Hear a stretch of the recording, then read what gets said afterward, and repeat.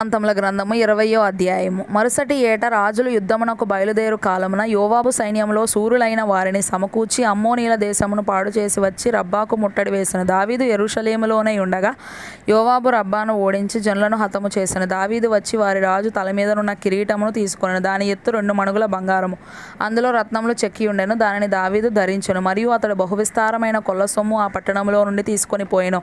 దాని యందున్న జనులను అతడు వెలుపలికి కొనిపోయి వారిలో కొందరిని రంపములతో కోయించెను, కొందరిని ఇనుప దంతలతో చీరించెను, కొందరిని గొడ్డళ్లతో నరికించెను. ఈ ప్రకారం అతడు అమ్మోనీయుల పట్టణములన్నిటికినీ చేసెను. అంతటా దావీదును జనులందరూ యెరూషలేమునకు తిరిగి వచ్చిరి. అటు తరువాత గిజరులోనున్న ఫిలిష్తీయులతో యుద్ధము కలుగగా హుషాతీయుడైన సిబ్బెకై రెఫాయీయుల సంతతి వాడగు సిప్పయి అనునొకని హతము చేసెను. అందువలన ఫిలిష్తీయులు లొంగుబాటునకు తేబడిరి. మరలా ఫిలిష్తీయులతో యుద్ధము జరగగా యాయీరు కుమారుడైన ఎల్హానాను గిత్తీయుడైన గొలియాతు సహోదరుడగు లహ్మీని చంపెను.